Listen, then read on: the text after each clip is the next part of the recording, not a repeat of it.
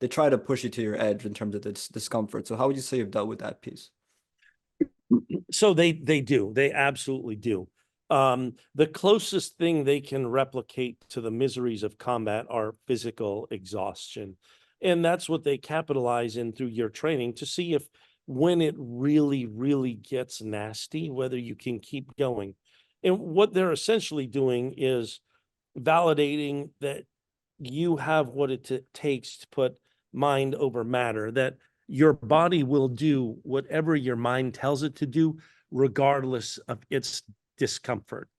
And we live that. And as a result, um, as you start finishing buds and you realize at that point, you recognize I am not a normal human being. I am not a normal human being. I'm wired differently. So does pain affect you differently. If you're trying to accomplish stuff, you can essentially ignore it. A lot of SEALs have, towards the end of their careers, a lot of issues that kind of pop up at once, physical issues. And that's only because they've reached the point where so much damage has accumulated that their muscles can't compensate for it anymore.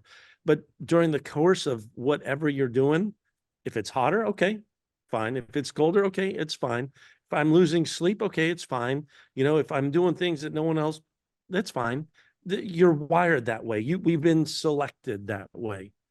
And And that's sort of what I was getting to when I was talking about my swimming at Petty. I did not have it here to get out of the comfort zone. What it takes to be a true, you know, Division 1A or world-class wrestler. Physicality is there, but there's something different here. And that is, I'm going to push harder. I don't care if I puke. I don't care if I hurt myself. I'm going to get better. I'm going to train more and do more. It's the exact same thing. Just again, I'm being very upfront. I did not have it till after the Naval Academy to really start going to the SEALs in dialing in.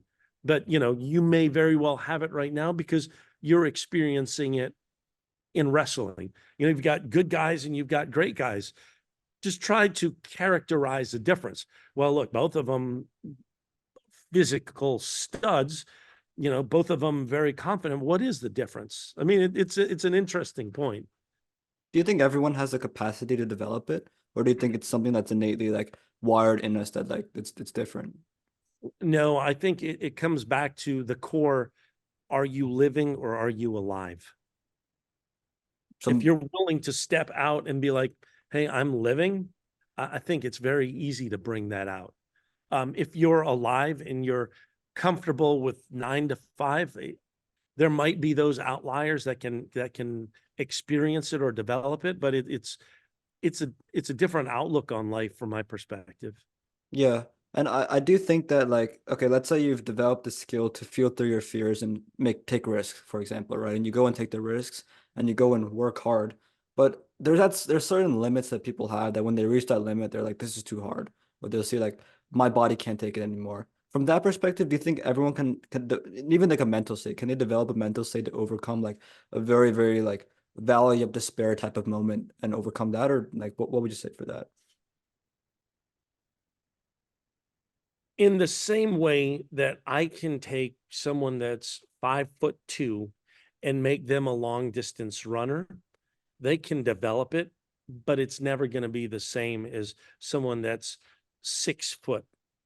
They can work as hard as they want and they can develop pieces of it, but there are people that are more naturally inclined. So, yeah, I think everyone can develop it. It's whether they want to or not. It's kind of like I can lead a horse to water, but I can't make him drink. It's the same thing, exact same thing. Yeah, that makes sense.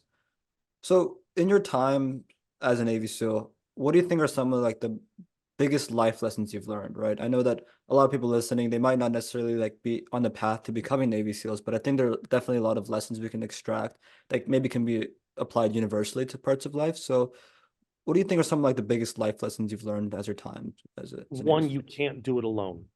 You cannot do it alone. You might be able to do a lot of stuff, but it takes a team to achieve more. Team together, everyone achieves more. You have to have a core basis and a core basis in the things that you want to accomplish. And lastly, you have to be willing to get a little uncomfortable. Whether it's you're down to your last month's worth of pay, or your pick whatever it happens to be. You have to be willing to get out of the comfort zone. But and then the last piece for me has been my family core. Now, other people, I think they use their work as their family, and that might very well work. That's not me. I mean, I have, my workmates who are, in fact, I would call them extended family, but I have my core. If you enjoyed that segment with Tristan Rizzi, then you're gonna love the full 1 hour length podcast that I recorded with him. Hit the link in the description now to see the full 1 hour length podcast.